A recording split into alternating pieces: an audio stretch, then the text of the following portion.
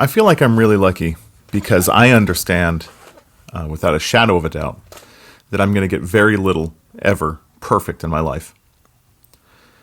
I have lived my life with many perfectionists, and there's something very admirable about the qualities that I see in perfectionists, the way that perfectionists never want to let something go, the way that they think that if they just worked a little bit harder, they would get it more right, that the notion that there is an ideal that they're heading for, and that they are capable of it, but that they just haven't applied themselves right.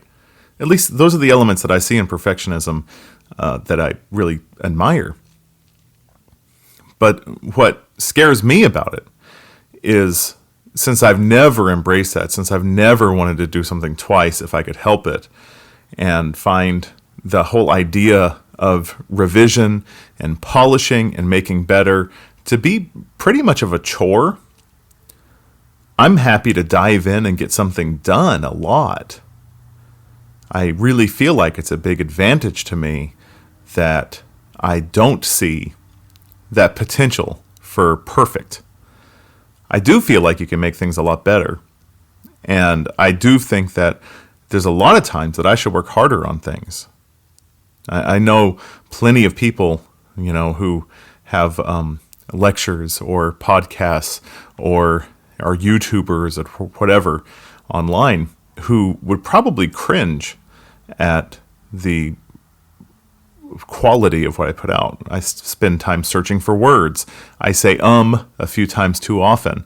I never go back and redo something unless the dog is really barking, or unless I'm really interrupted, or I just completely say the wrong word. I hate to go back and do things. Now that's a real weakness, don't get me wrong.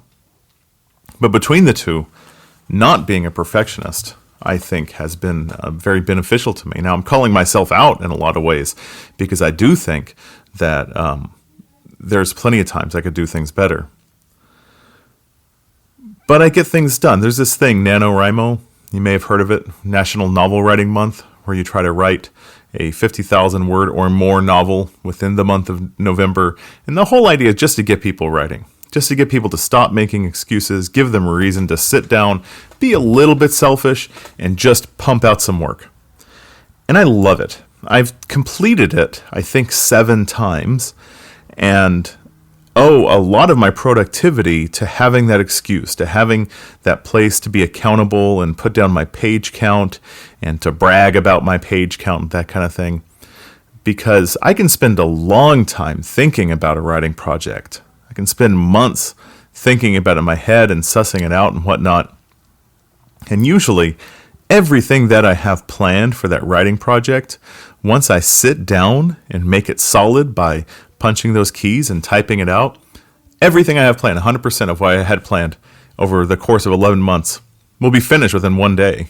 And I realize, oh man, I didn't really plan this very much. I just got really into this part. I just got really into this aspect. And then I'm forced the next day to face the blank page all over again, just all anew, because, you got to keep going. And I love it. I write fast. I don't second guess myself. I jump in there. And when it's all done, I put it away for a couple months because I can't. I just can't read it again. Usually it's embarrassing, or it's too fresh. It's too... if I read through it several times, it'll become solid in my mind and unpliable, and I can't go back and work on it again. So I'll put it away for a couple months, and then finally I'll take another look at it and I'll give it another pass, change a few major things maybe, and smooth a lot of things out. And then I have this good friend who is, for whatever reason, willing to read it and give me her thoughts on it, and that's absolutely invaluable. That's the most valuable part of the process, is having somebody who will give you a little bit of feedback and just tell you whether or not what you have here is a book. Because I'm telling you, you get close enough to these things and you can't even tell. Anyway, my point is that NaNoWriMo is something I'm really good at. The revising takes me the rest of the year, and there's always more to do. You look at somebody like George Lucas and you look at the way that he has tinkered and tinkered and tinkered with his movies, and dude, I totally get it. I totally understand that impulse. I understand wanting to go back and change things and seeing things as imperfect. For me, it's usually, I chalk that up to not being a perfectionist. I chalk that up to having gone a little too fast that first time around and shying away from really digging into the revision process, just wanting to get it done. But I sound like I contradict myself there. I guess it's something I have in common with a perfectionist. But just getting it done is usually good enough. Just getting it done, if it doesn't make this project great, it might make the next project great. And then you're not hung up on this one anymore. And that's what I love about it. I've written from start to end, maybe 10, 11 books, of which quite a few of them have been published, and a couple of them are available on audio with my silky smooth voice. But it's really the push to get through with them is driven by the idea that my next one is going to be better. And I really see that as advantageous over getting really caught up on the perfectionist thing. But most of the time, just sitting down and doing something is all it takes. Most of the time, writers have a tendency to call this butt in chair time where you're actually sitting, actually physically doing the work. That's the hardest part to get to. There's so much in your life. There's so many ways to be called away. There are so many imperatives just to get through a single adult day, that spending that physical time writing and knowing that you're not going to be paid for it, not in any meaningful way, that you're going to put hours and hours into something that is not going to yield pay when you could be putting in time in a way that yields you some, pittance of money from whatever source. You could be driving Uber or whatever, and that's about as easy as it gets, and it's not a good job, and it's not anything I want to do anymore. But the writing, the sitting down and doing the writing, is all about just finding that time. I remember when I was little, I was a musician. I played a lot of instruments up all the way through college, and I was a composition major in college. In the fifth grade, I had this friend who was absolutely tremendous at French horn. And that sounds silly for a fifth grader, but the guy was really amazing on a French horn. And I remember one time calling his house to talk to him, and his mom said, he can't talk right now, he's practicing. And this kind of stopped me in my tracks, because I had been playing instruments since I was in the second grade, and I was like, dude, I don't practice. Like, not really. I don't really spend that time. I don't really sit down and drill something into my mind, trying it over and over again. And if somebody called me while I was practicing, my parents wouldn't have minded telling me and having me stop and come out there and talk on the phone. Would have been 1,000 times more interesting than practicing to me. And that was one of the first times, even at that young age, that I realized, wow, maybe this isn't really for me if other people are practicing. And I talked to him about it. A couple days later. I said, hey, so do you actually practice? And he goes, oh, yeah. And I said, how long do you practice? I ended up practicing like an hour and a half a day. And I was like, man, I'm so jealous of that. How do you do that? And he goes, I never want to. I never want to practice. It's just, I tell myself I'm going to do it for 20 minutes. And 20 minutes is the limit. And by the time I'm going for 20 minutes, I'm having a good time, and I keep going. I'm like, whoa. Because doing something for 20 minutes never even seems, worth it. If I have 20 minutes to kill, I usually just kill it, man. I don't dig in with some sort of instrumentizing. But it's something that I've really tried to come around to, is this idea of just getting started. To not worry about where it's going, to not worry about what you're doing here, but just to sit down and get something done. Getting something done is better than not getting something done. And obsessing over the one project that you have due, or that you've assigned for yourself, or that one commission that you have, and trying to polish and polish and polish it, you might find it be a little bit better after all that polishing. You might. But, and if you have the time, there's nothing wrong with that. But for my money, I like to keep my mind on the next target too. And know that it's not about this one.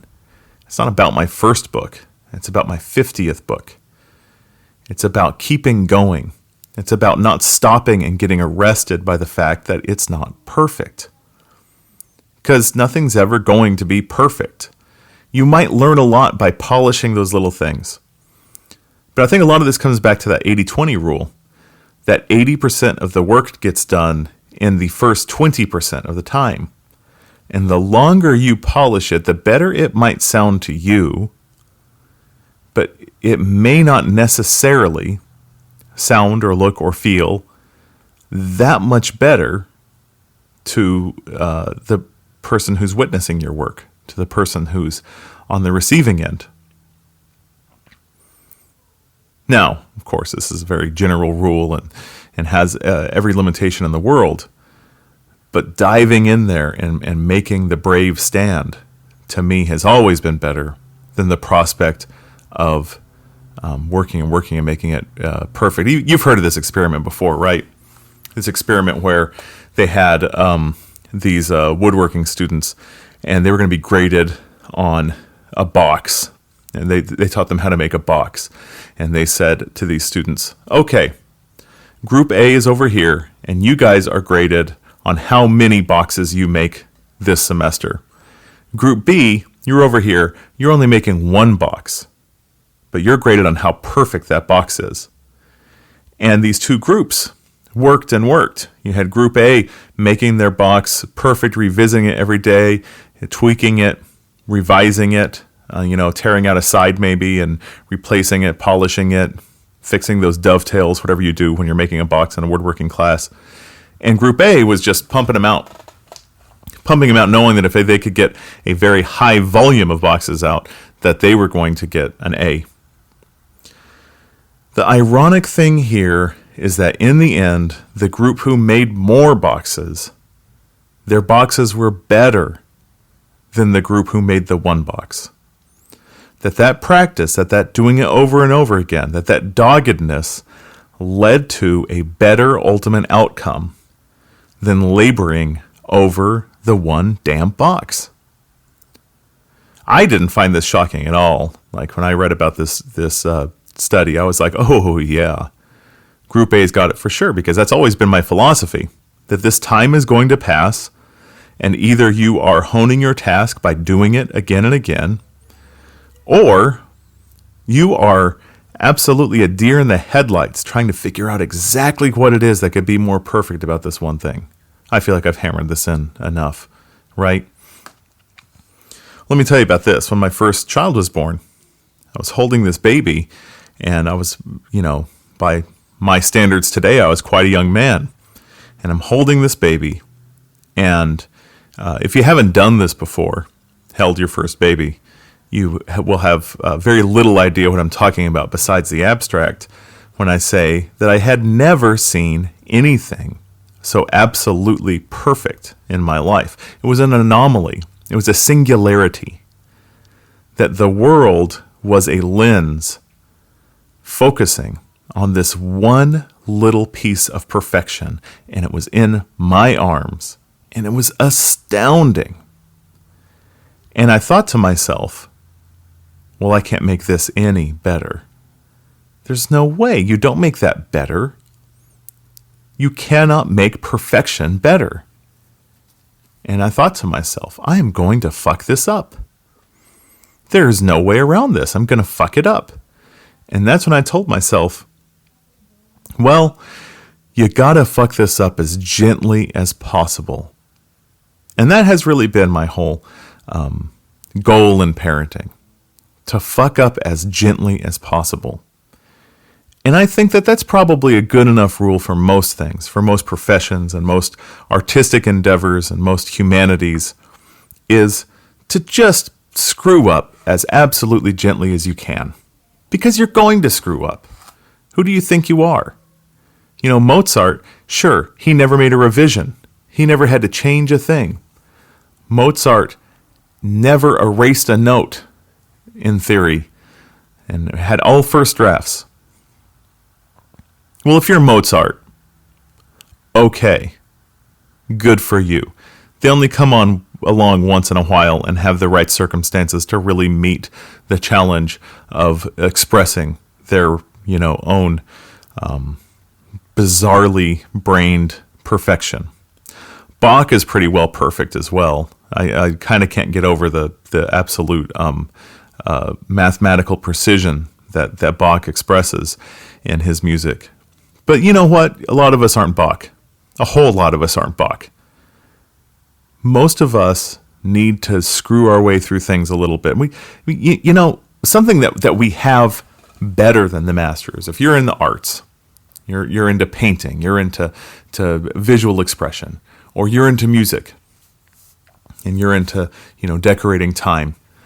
One thing that you have way better off than those old masters is diversity. You have a better view of the world. You have a better access to reference material. You have better stimulation, more novelty than those guys ever would have had. You have different trials, different tribulations, different privileges, different computer programs that can be really helpful, different ways to balance what you're hearing and seeing. Wonderful, wonderful advantages over those guys. What you don't have as much of is time. And that may seem odd. Seems like you should have more time. You don't have to, scramble quite as much for a bite to eat these days. You have excellent communication at your fingertips. Cars sure go fast. All these little time-saving ways about you. But you don't have the kind of time that any of those old masters you admire had on their hands. Unless you are absolutely being paid for this, unless you are absolutely the crown jewel of somebody's pampering, and you're being commissioned for really, really good stuff, you don't have that kind of time. You've got a job, you've got school, you've got all these different little imperatives throughout your life.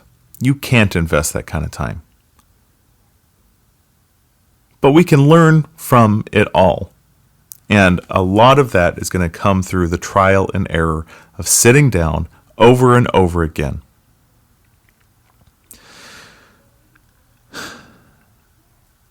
What I'm really trying to get at here with the idea of screwing up as gently as you possibly can is having some self-compassion.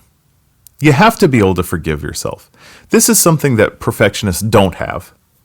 Perfectionists tend to hold themselves to such a high standard that every little screw up is doomsday to them.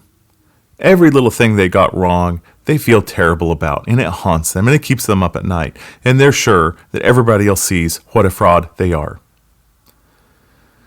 Self-compassion lets us let go of that. Self-forgiveness lets us let go of all of that guilt-inducing trauma of not being perfect, of being yourself instead of being some sort of superior being. Self-compassion is better than self-esteem. Self-esteem is how we feel about ourselves through the eyes of others. Self-esteem is making a judgment about how you feel you are valued from other people. What sucks about self-esteem is you have no control over it. You have no control over how other people see you. You have no control over how you are valued or how people express their value of you, over what people like, over what people don't, and what their tastes are going to change or be, or what any other number of factors that can change how you perceive other people to perceive you. Not to mention that most of the time you are dead wrong about how other people perceive you. That most of the time you are reacting to your own insecurities, your own idea of your own shortcomings, rather than how someone else actually sees you. And this goes back to that left brain narrator filling in the gaps and telling you a story that most of the time is a very unhelpful story that plugs into why you aren't successful right now. Well, let me tell you, being great at something does not guarantee success. And being awful at something does not mean you're a failure. Turn on a radio. You'll see what I'm talking about. So try and exercise some self-compassion. Try and see that you have the right to screw up. You have the right to learn. You have the right to learn from mistakes. And like I've said before, this isn't something that is seen in action as valued by our bosses, as valued by our teachers, learning from your mistakes. In general, they'll say things like that, but they don't really embrace it. But you can. You can embrace this. You can see it. You can see that if you're working on something for school and you get a C on it, you can sit down with some deep reflection and think if you deserved that or not. You deserved it to be a C because a C is the worst thing in the world, right? Or if you think there was some better application that you could have done, and you can just shake that grade off. And it's not easy when so much depends on our grades these days either. But this is one of those places where you have to hack forward, where you have to say that your learning is more important than the schooling process, and that you're going to go forward with your learning. And that means sometimes learning from taking risks, sometimes learning from getting something done instead of just getting it right. It is all too easy for us to see the shortcomings in all of this. It's all too easy for us to see the shortcomings in everything. Complaining is an acceptable act of social interaction these days. The way a lot of people start a conversation is by whining. I mean, this year more than any. People are all too ready to step forward with their complaint about how crappy things are, about what a pain it is. I'm not getting the right experience. I'm not getting to have my prom or my graduation or my wedding or whatever it was. And yeah, you know what? That sucks. That sucks, and it's out of your control, and it's out of everyone's control. And while it feels personal, and it always feels like you're a victim, that's never really the case. From things like this, that I'm not saying that's not serious, but we can look at this another way. Have you had a loved one die? It's terrible, and it feels deeply personal. And just like how the metaphor that is a penny is deeply personal in addition to being universal, a lot of people can understand how terrible it is to have a loved one die. And at the same time, there is a disconnection. There's a gap between you, who's doing the losing, and everyone else who really should have lots and lots of empathy for you. And they're trying because it is deeply personal. And it feels like you are a victim of something that is dreadfully unfair. It's unfair is the lament of our age. My kids say it all the time. I say it all the time. My wife says it. My students say it. Everybody can recognize that things are unfair. Take a breath. Take a breath. Take a pause. Take a beat and recognize nothing was ever made to be fair. Think outside the box here. You are living through an explosion. A long time ago, billions of years ago, everything was in one point and it exploded. And here we are now in the midst of this giant chaotic energy. Either it has purpose or it doesn't have purpose. But in either case, this is your experience. This is now. This is the big time. We go hard here. Yes, we should strive to make things more fair. Yes, we should strive to make things more perfect when we can. But, barring this, paying attention to your sphere of influence, looking at your feet and recognizing where you are, where you stand, what time it is, and what you can change. You are living your experience, and your experience is not fair. No one's is. Some people's experience feels really fair because they've got it really good. That's not fair either. It's not fair in a different way.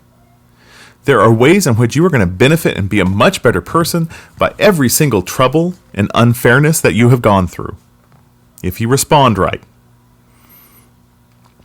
You will polish yourself. You will make yourself softer. You will make yourself more pliable. You will break down the walls that separate you from each other. And you will see that you're a better person through going through the things that you've gone through, just by paying attention to your sphere of influence. Now, how can we do this practically? How can you take some sort of a situation that feels dreadfully unfair, that feels so painfully imperfect and hard and difficult, and turn this around in a way that makes today more tolerable, that makes today more livable? One way you can do it is this. Remember that there is no template. My kids are sick of hearing me say this. Maybe you are too. There is no bed. There is no bed. You make a bed. And that becomes it. That becomes what a bed is. The object that you have that you sleep on, that is a bed. And you can't pay attention to what the template should be if this is the one you're sleeping on. That's your reality. And it is far different from a template. And try not to pay attention to shoulds. When you feel like I should get to do this, I should have done that, I should react this way, he should treat me this way, they should treat me that way. Should means nothing. Should is applying a template to the world. Should is saying that you know what would have been right, that you know what the nature of things is, and that everything has gone against you and nature. That everything has conspired to make things worse for you, and that you can see it. And that's where all these shoulds come from. Your should is a diagnosis for the world around you. Your should doesn't mean anything because it does not reflect what your experience is. If you say, I should have acted better, I should have been a better friend, well, maybe you can change the way you are. Maybe you can change the way you react. Maybe you do feel like that is something that would benefit you. But should? That's not your experience. That's not what happened. That's not how you reacted. That's not how you felt. That's not what your bed was. You've got to try and throw shoulds out. And people throw them around and throw them at you and on you all the time. Should is just as concocted of a notion as fair, which is just as concocted of a notion as perfect. Fair, perfect, and should are the three bullshits of our lives. The three things that get in the way of just having your experience. Allowing yourself to be human. Allowing yourself to have what you have right now, where your feet are. So here's one thing that you can do. And I know that you're going to think that I'm being a Pollyanna about this, and you might have missed that reference. You can practice gratitude.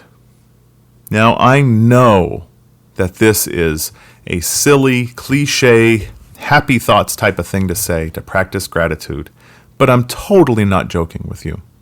Gratitude has been scientifically proven to make people happy. You can practice gratitude by keeping a gratitude journal, listing 3 things that you're thankful for at the end of the day, getting into as much detail as you can.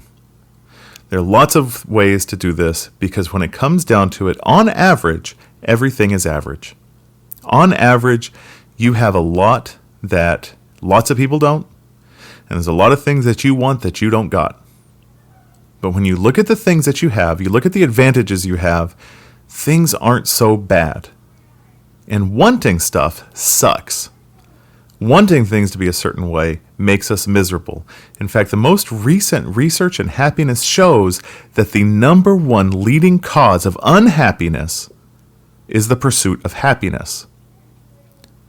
Now, that might sound amazing to you unless you're Buddhist, in which you're like, yeah, the Buddha totally told you guys that 2,000 years ago. Were you not paying attention?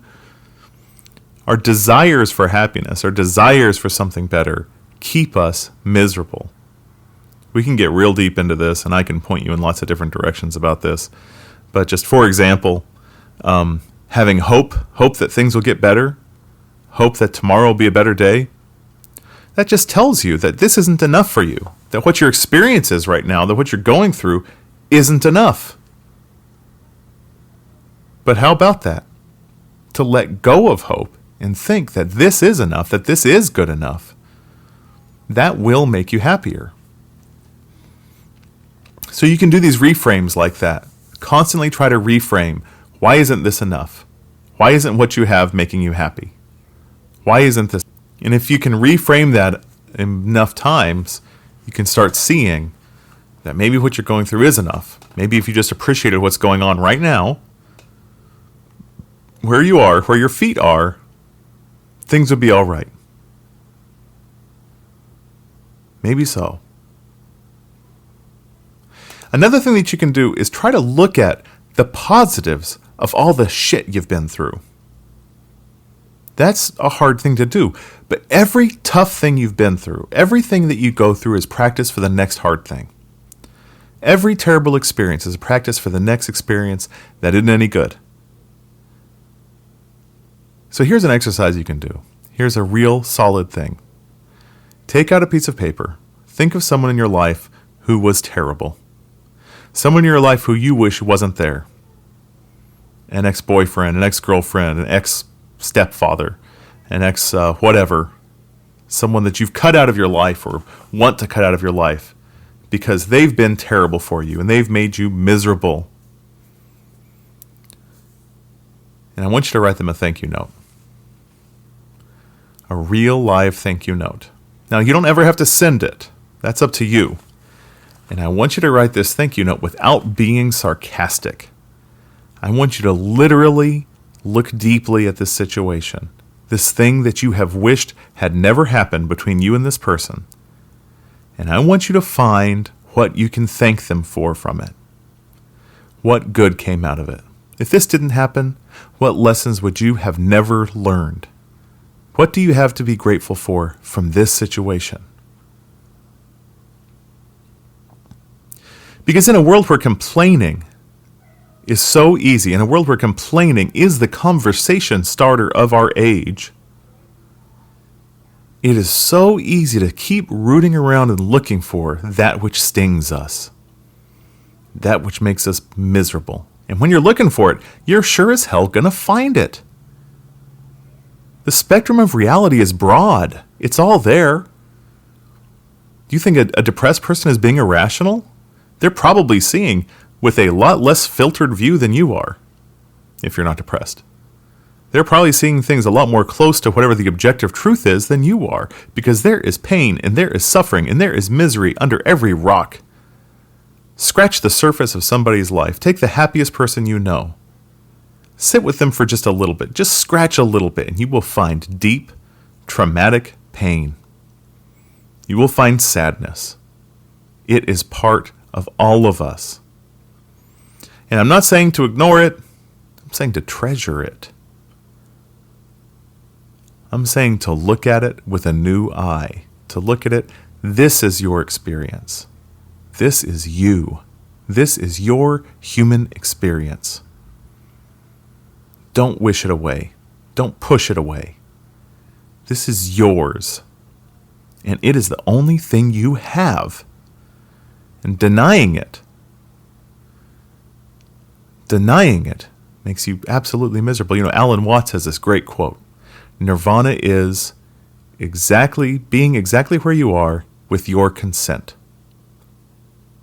Now, I'm not saying let somebody push you around, and I'm not saying stay in an unhealthy relationship, and I'm not saying that abuse and trauma are good things. Obviously, there are limits to all of this. But on average, things are average. And that really should be good enough. And if it is good enough, you can make it good enough. You could be happy all the time.